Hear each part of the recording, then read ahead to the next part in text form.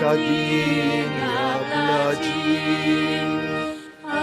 Hawn twili rajtajjeb tirani f'meratonja jissewa għadis hawn tqawwini dak li kell tas-sema li waħadni ma jibnek l-għażil.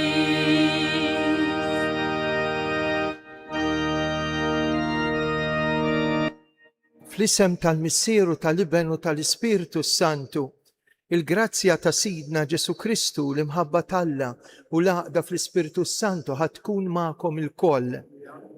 Nofru dan is-sagrifiċċju tal-Quddisa għal ruħ Alfred Kassar.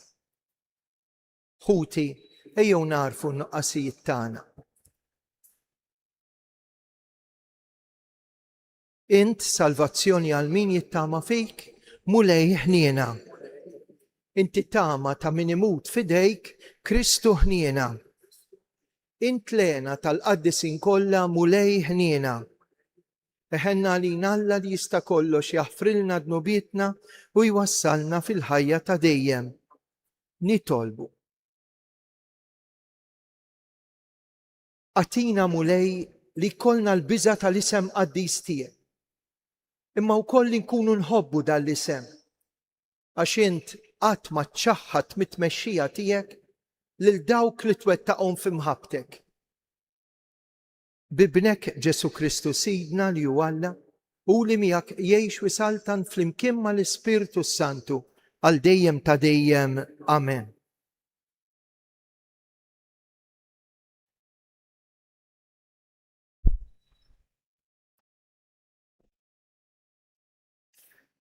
Qari mill-ktib tal-profeta Amos. F'dak iż-żmien Amasija, il-qassis ta' Betel, bagħat jgħid lil Ġeroboam, is-sultan ta' Iżrael. Amos għamel konfoffa kontrik fid-dar stess ta' Iżrael. Il-pajjiż ma jiflaħx iżjed għal kull ma qiegħed jgħid. Għax hekk qal Amos, Ġeroboam imut bis-sejf u Iżrael ikun itturifnat minn artu. Amasija qal lil Amos, mur bniedem veġenti, itlaq lejn l-art ta' Ġuda u ħobżok kulu hemm u ħabbar hemm u tkomplix iżjed tħabbar ġo Betel, għaliex Betel santwarju tas-Sultan, it-tempju tas-Saltna. Wieġeb imbagħad Amos u qal l-Amasija, jien minix profeta, lanqas bin profeta, jien bisraj li nisbor il-ġummajż, iżda l-mulej qabadni minn wara l-merħla u l-mulej qalli, murħabba lill-poplu tiegħi Iżrael. U issa isma' xi jgħid il-mulej. Inti tgħidli tħabbarx kontra Iżrael, tbassarx kontra id-dar ta' Iżak. Mela dan jgħid il-mulej, martek qatt tintela għaż-żina fil-belt u liedek subien u bniet imutu bis-sejf u artek tinqasam foqsma. Inti tmut fart imniġsa u Iżrael ikun żgur itturifnat minn artu. Il-kelma tal-mulej. Assal minn wieġbu, il-ġudizzji tal-mulej sewwa u msettqa għal kollox. Il-liġi tal-mulej perfetta u tagħti l-ħajja. Ix-xhieda tal-mulej sewwa u tgħallem lil min ma jafx. Il-ġudizzji tal-mulej sewwa u msettqa għal kollox. Il-preċetti tal-mulej dritti u jferħu l-qalb. Il-kmandament tal-mulej safi u jdawwa lil għajnejn. Il-ġudizzji tal-mulej sewwa u msettqa għal kollox. Il-biża tal-mulej sinċir u jibqa' għal dejjem. Il-ġudizzji tal-mulej sewwa u msettqa għal kollox. Il-ġudizzji tal-mulej sewwa u msettqa għal kollox. Eżes mid-deb l-aktar fin, oħla mill-lasel u mill-qtar tax-xeda. Il-ġudizzji tal-mulej sewwa. Alleluja, alleluja, alleluja. Alla kien li ħabbeb il-ħolqien miegħu innifsu permezz ta' Kristu u fdalna l-ministeru ta' din il-ħbiberija. Alleluja.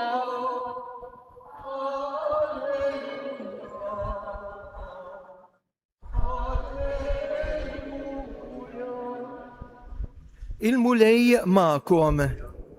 Qari mill-Evanġelju skont San Mattew.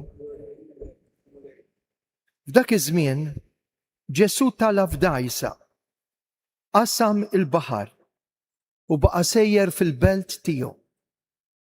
U ħadulu qudiemu wieħed mifluġ, mixħud fuq frieċ.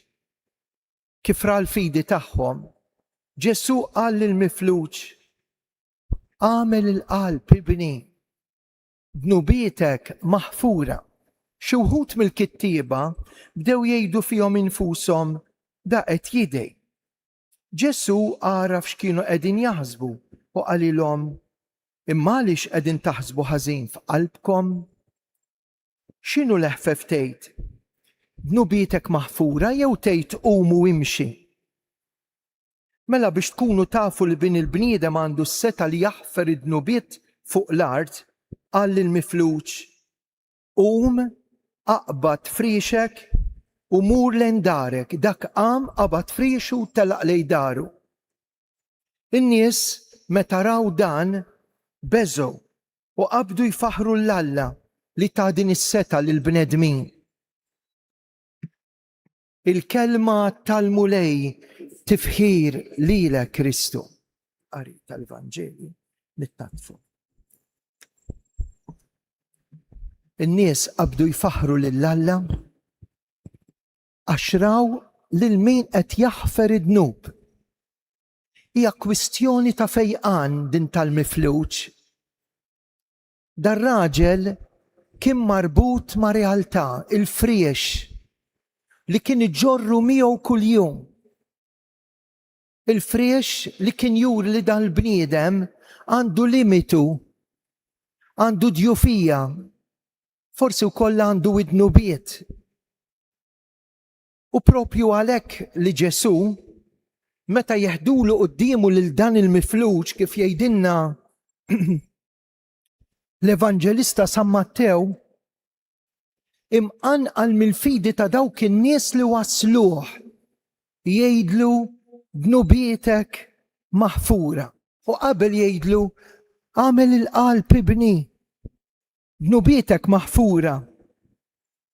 U dak il-ħin hekk wieħed jiġih quddiem għajnejh kemm nies jersqu għand Ġesu meta jkunu mifluġin imma x'jgħinhom xi ħadd.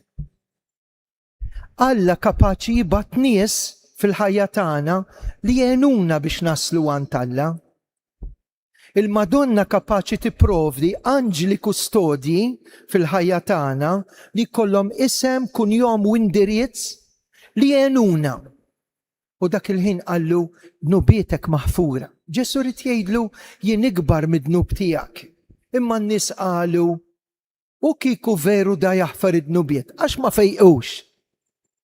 Ara, in-nuqqas ta' fidi tan-nies li tkun in-nuqqas ta' fidi tiegħi biex nurikom li jien għandi s-seta li naħfer id-dnubiet qal il-mifluġ qum aqbad friexek, aqbad sottok u mur lejn darek. Impressjonanti jekk il-fejqan holistiku. U hawnhekk il-konklużjoni tagħna minn dan is-santwarju ta' Pinu fejn isir ħafna fejqan, partikolarment ta' mirakli interni fl-intimità fil-qalb tal-bniedem kuljum. Il-miraklu ta' Pinu fis-sejħa Ejja ma waqafx il-bieraħ, ma waqafx 143 sen ilu u laqqas jieqaf. Għaliex? Għax Ġesu jrid ifejjaqna. tgħid li permezz tal-Madonna, il-Madonna toħodna għand Ġesu. Tapinu jista' jsir il-post fejn jien ikolli fejqan holistiku fil-moħħ tiegħi, fil-qalb tiegħi, fl-ispiritwalità tiegħi, fejjaqni mulej, tini s-saħħa biex naqdik u fejjaqni fuq kollox mid-dnub tiegħi. Mur il-fidi tiegħek. Grazzi għal-fidi tiegħek. U n-nies bdew ifaħru lill-Alla għax indunaw li mhux kulħadd jaħfirhom id-dnubiet. Ikun infaħħar Ġesu Kristu.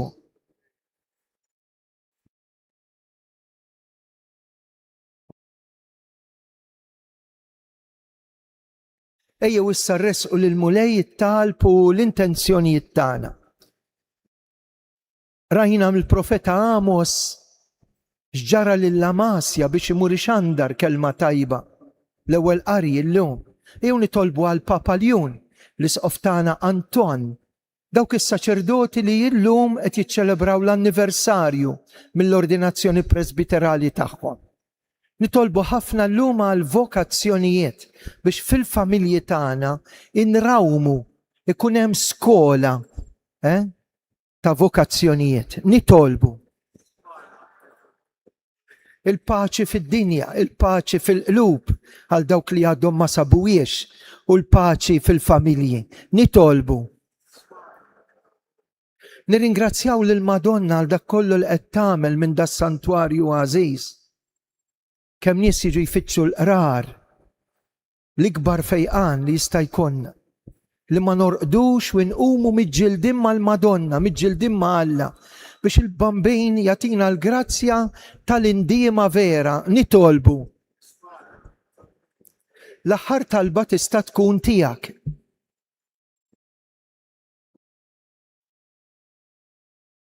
Dan kollu nitolbulek bi Kristu Sidna.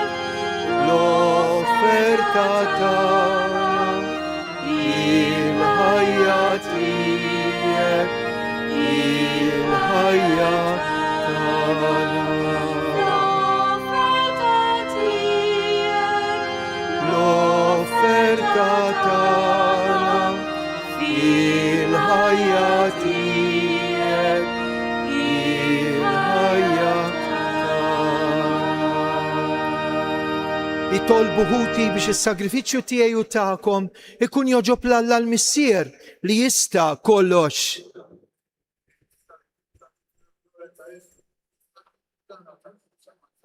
Fit-tieba tiegħek mulej qaddes dawn id-doni u ilqa' s-sagrifiċċju li aħna qegħdin nofrulek. Għamel li aħna stess inkunu offerta li toġbok bi Kristu Sidna, il-mulej magħkom. Nerfo qlubna l-fuq, nizzuħaj li l-mulej Alla tagħna. Sewwa xieraq mulej Missier Qaddis Alla ta' dejjem li tista' kollox. Tajjeb u taġita s-salvazzjoni tagħna li dejjem u kullimkien inroddulek ħajr. Qatt li xejn ma jeħtieġ it-tifħir tiegħek, int jogħġbok tagħtina l-grazzja biex minn qalbna nroddulek ħajr.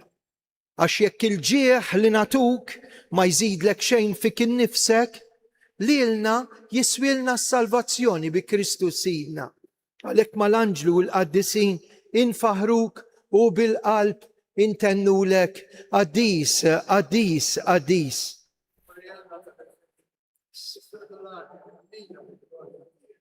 Osanna flori tas. Nbirek minn ġej fissem il-mulej. Osanna flori tas. Qaddis tas-sew int mulej. Inti jilajn ta' kull qdusija.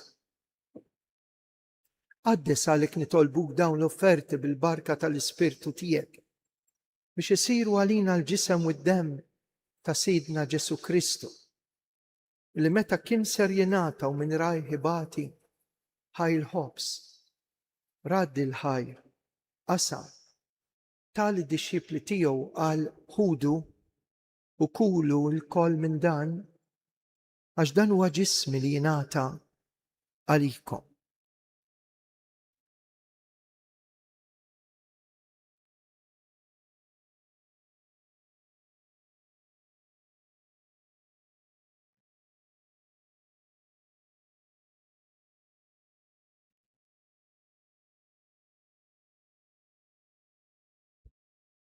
Ekku kol wara l-ikla ħal-kalċi, reġa raddi l-ħajr.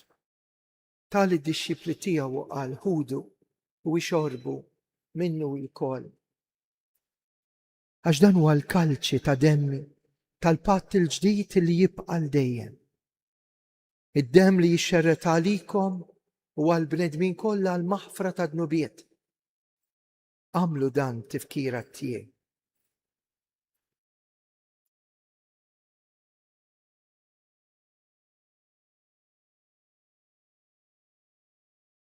Dan hu il-misteru tal-fidi inħabru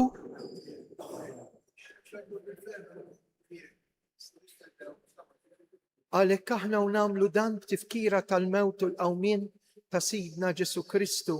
Nofrulek mulej il-ħobs tal-ħajja, il-kalċi tas-salvazzjoni u rroddulek ħaj, għax int oġbok tilqana hawn quddiemek biex naqduk. U miċ-ċokon tagħna nitolbu biex l-Ispirtu Santu jaqqadna f'ġisem wieħed lilna li nieħdu sem mill-ġisem u d-dem ta' Kristu. Mulej, ftakar fil-Knisja tiegħek imxerda mad-dinja kollha. Wettaqa fl-imħabba mal-Papa Ljun l-isqof tagħna Anton, il-ministri tiegħek kollha. Ftakar ukoll f'ħutna li raqdu bit-tama tal-qawmien. Ftakar fil-mejtin kollha. Nirrikmandaw ir-ruħ għażiża ta' Alfred Kassar. Daħħalhom quddiemek fid-dawl tas-seb tiegħek. Ħenna għalina il-koll nitolbuk. Għati lilna wkoll il-wirt tal-ħajja ta' dejjem.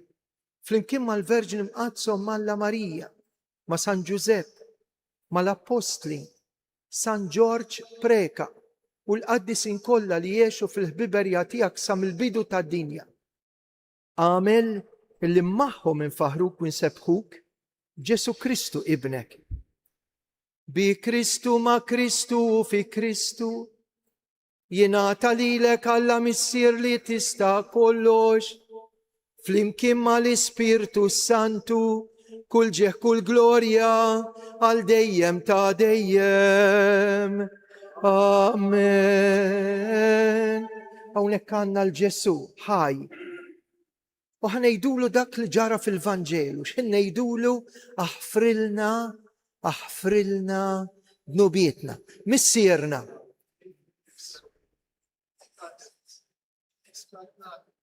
Kulli tridin, is-sema, ekfla, ħobsna ta' kuljum matina, aħfrilna dnubietna, bħalma naħfru l-maħati għalina. Iżda ħlisna mid-deni, ħlisna nitolbuk mulej minn kull deni, għatina fit-tiba u l-ħnina tiegħek il-paċi fi żmienna. Hekk inkunu ħilsa dejjem midnub u mħarsa minn kull inkwiet. Aħna nistennew u nittamaw lejna u l-miġja tas-Salvatur tagħna Ġesu Kristu.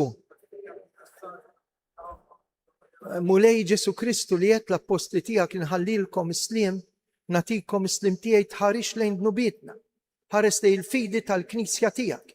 Għati jaslimu laqda li jintrit fi li tgħix fis-salta għal dejjem ta' dejjem. Paċi tal-mulej tkun dejjem magħkom. Għatu l-paċi lil xulxin. Ħaruf Talla li tneħħi d-nubiet tad-dinja ħenna għalina. Ħaruf Talla li tneħħi d-nubiet tad-dinja. Ħaruf Talla li tneħħi d-nubiet tad-dinja. Dan hu l-ħaruf Talla. Dan li jneħħi d-nubiet tad-dinja. Ħen dawk mistiedna għal din l-ikla tal-ħaruf.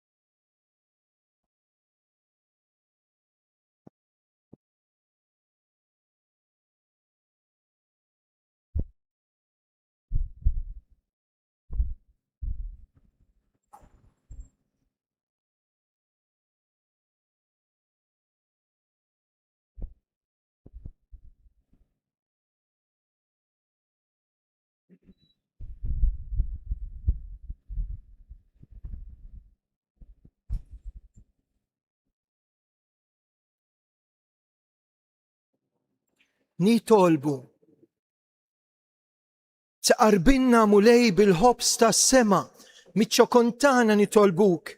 Għati lill-poplu tiegħek il-qawwa fi triq tiegħu sa ma jasal għal ħajja ta' dejjem. Bi Kristu Sidna. Wara se ngħidu 3 Ave Marijiet għall-intenzjonijiet tagħkom anke tiegħek li qed issegwina mid-dar jew mill-Awstralja jew mill-Amerika, l-emigranti tagħna. Aħna jaslulna hawnhekk l-intenzjonijiet, il-petizzjonijiet, u allura nħeġġu n-nies jitolbu magħna għax il-bżonn huwa kbir u l-qawwa tat-talb m'għandix limti. Imbagħad min minkom irid jidħol fil-kappella se nidħlu mument żgħir biex nagħmlu intenzjoni partikolari u nitolbu grazzji speċjali.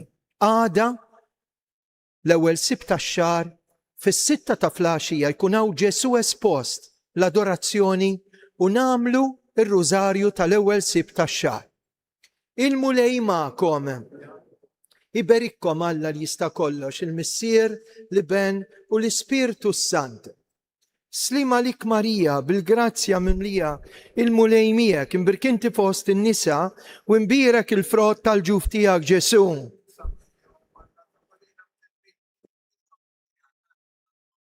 Slima lik Marija, bil-grazzja mimlija, il-mulej miegħek imbirka inti fost in-nisa u imbierek il-frott tal-ġuf tiegħek Ġesu. Slima lik Marija, bil-grazzja mimlija il-mulej miegħek, imbirkinti fost in-nisa u imbierek il-frott tal-ġuf tiegħek Ġesu. Flimkien, Madonna ta' Pinu, Sultana tal-familja, ħarstek fuqna dejjem żomm. Morru fil-paċi ta' Kristu.